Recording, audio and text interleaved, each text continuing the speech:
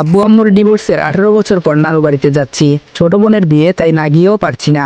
আম্মুর উপরে রাগ থাকতে পারে, কিন্তু বোনের উপর নেই। তাদের ডিভোর্সের পর আমাকে আব্বু তার কাছে রেখে দেয়। আর তরি একদম ছোট ছিল বলে আম্মু তরিকে তার সাথে নিয়ে যায়। দীর্ঘ 18 বছর তাদের সাথে কোনো প্রকার যোগাযোগ নেই। তরির বিয়ের খবরটা কোথায় পেলাম সেটা পরে বলছি। হঠাৎ ড্রাইভার বাস থামালো। যাত্রীরা সবাই একটু থমকে গেল। এটা তো লোকাল বাস না, তাহলে বাস থামিয়ে যাত্রী নিবে কেন? আমি ছোটবেলা থেকে একটু ঘাড়তেরা টাইপের, একটু বদমেজাজি আর ঘাড়তেরা। আব্বু এটা নিয়ে সবসময় আমাকে বোঝাতেন, কিন্তু আমার পরিবর্তন হয়নি। পরে তিনি একসময় বুঝতে পারেন এটা আমার পরিবারের অপূর্ণ ভালোবাসার ফল। দীর্ঘদিন এমন পরিবারহীনতা আমাকে এমন রুক্ষ করে তোলে। আমার আচার আচরণে আনে ভিন্ন মাত্রা। নিজেকে সবসময় কন্ট্রোলে রাখতে চেষ্টা করি, কিন্তু পরিস্থিতি আমাকে সেই আগের মতোই করে দেয়। এটা নিয়ে আমি নিজেও উদ্বিগ্ন। সিট থেকে উঠে হেল্পারকে ডাক দিয়ে বললাম, সমস্যা কি? গাড়ি থামালেন কেন? হেল্পার একটু শান্ত মনে বলল, একজন যাত্রী উঠবে। আমি বললাম, ওই মিয়া ফাজলামি করেন নাকি? এটা লোকাল বাস নাকি? আর বাসে আপনি সিট খালি দেখলেন কোথায়?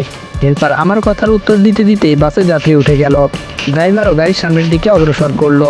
হেল্পার একটু ভাব নিয়ে বলল, ভাই আপনি মনে হয় ভুলে যাচ্ছেন, আপনার পাশের সিটটা খালি আছে। আমি বললাম, কি বলেন আপনি, আবার বলুন। হেল্পার বলে, আপনার পাশের সিটটা খালি। আমি বললাম, একদম বাস থেকে ফেলে দিব। 2টা টিকিট কেটেছি কি সাদে? হেল্পার বলে, ও ভাই সরি, মনে নেই। আমি হেল্পারের দিকে একটু রাগী দৃষ্টিতে তাকিয়ে আমার সিটে এসে বসলাম। একটা হাঁটু অপর সিটে তুলে রাখলাম। ঢাকা টু খুলনার জার্নিটা মোটেও কম না। নিজস্ব গাড়ি নিয়ে আসতে পারতাম, কিন্তু এত দূরের জার্নি দুষ্কর হয়ে যাবে। নিজের নিরাপত্তার কথা ভেবে বাসের টিকিট কেটেছি, তাও আবার একটা না, একসঙ্গে দুটো। রাত হয়ে গেলে ঘুমোতে সুবিধা হবে। আমি আবার বসে ঘুমাতে পারি না। আর তার থেকেও বড় কারণ হচ্ছে বাইরের মনোরম পরিবেশ যেন উপভোগ করতে পারি জানালার পাশে বসে। যদি জানালার পাশে সিট না পাই, তাই একসঙ্গে দুটো টিকিট কেটেছি, যেন কেউ এসে ভাগ বসাতে না পারে, বলতে যেন না পারে যে জানালার পাশের সিটটা আমার। হেল্পার আমার পিছনে ভাই ভাই করতে করতে আসলো। আমি অন্যদিকে মুখ ফিরিয়ে তাকিয়ে আছি। কোনোভাবে আমি আমার সিট ছাড়ছি না। হেল্পার বলে, ভাই আমরা আপনার এক সিটের ভাড়া ফেরত দিয়ে দিচ্ছি, তবুও আপনি একটু কষ্ট করে একটা সিট ছেড়ে দিন। আমি চোখ রাঙিয়ে তাকিয়ে আছি হেল্পারের দিকে। খুব রাগ হতে লাগলো হেল্পারের প্রতি, তবে মুখে প্রকাশ করলাম না, নিজেকে কন্ট্রোল করলাম। ভাই ভাই প্লিজ প্লিজ। আমি বললাম, আপনি প্লিজ সামনে থেকে সরে যান, রেগে গেলে কিন্তু খারাপ কিছু হবে। হেল্পার বলল, ভাই ভুল তো মানুষের হয়, আপনি একটু বোঝার চেষ্টা করুন। আমি বললাম, খুব খারাপ হবে কিন্তু, আমার সমস্যা আছে দেখে আমি 2টা সিট বুকিং করেছি। হেল্পার বলে, ভাই উনি যুবতী একটা মেয়ে, দাঁড়িয়ে দাঁড়িয়ে এত দূর যাবে, কেমন দেখায়? মা বোন তো আপনার বাড়িতেও। আমি বললাম, জাস্ট শাট আপ, সব কিছুতে মা বোন টেনে আনেন কেন? যান সামনে থেকে। আমার ধমক খেয়ে চলে গেল সে। আমি অন্যদিকে তাকিয়ে আছি। আমার সিটের পাশে কারো উপস্থিতি টের পাচ্ছি। সিটের উপর হাত রেখে দাঁড়িয়ে আছে। বুঝতে বাকি নেই অনাকাঙ্ক্ষিত যাত্রী। সে যেই হোক, আমার সিট ছাড়তে আমি অসম্মত।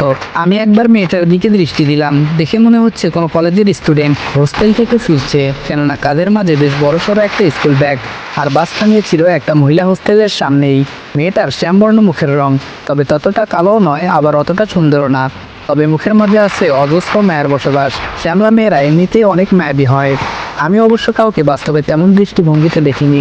বিদেশে সাদা চামড়ার মানুষ দেখতে দেখতে অভ্যস্ত, তাই এই শ্যামলার চেহারার মায়াবতী কখনো তেমনভাবে দেখা হয়নি। দেখা হয়েছে হয়তো অনেকবার, কিন্তু খেয়াল করা হয়নি শ্যামলা মেয়েরা মায়াবতী হয়। সেটা হুমায়ুন আহমেদের কোনো এক উপন্যাস না গল্পের যেন পড়েছি, সঠিক মনে নেই।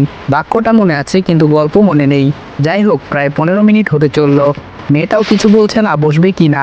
আমিও বলছি না। হেল্পার কিছুক্ষণ পর পর পেছনে তাকিয়ে দেখছে আমি সিট ছেড়েছি কিনা। আমার দৃষ্টি বরাবর হলে আবার অন্যদিকে তাকিয়ে ফেলে। আশেপাশে তাকিয়ে দেখলাম অনেক যুবক আর মাঝবয়সের লোক মেয়েটাকে চোখ দিয়ে গিলে খাচ্ছে। এই বিষয়টা নিতে পারলাম না। সমাজটা আজ নষ্ট হয়ে গেছে। একটা মেয়ে একলা নিরাপদ নয়। দুষ্ট লোকদের লোভাতুর দৃষ্টি মেয়েদের উপর পড়বেই। সিট থেকে পা নামিয়ে ইশারা করলাম সিটে বসার জন্য, কিন্তু সে সোজা হয়ে দাঁড়িয়ে আছে আমার দিকে তাকিয়ে। মনে হচ্ছে কি যেন বলবে। আমি বললাম, কি হলো? মেয়েটি বলল, ভাইয়া যদি কিছু মনে না করেন একটা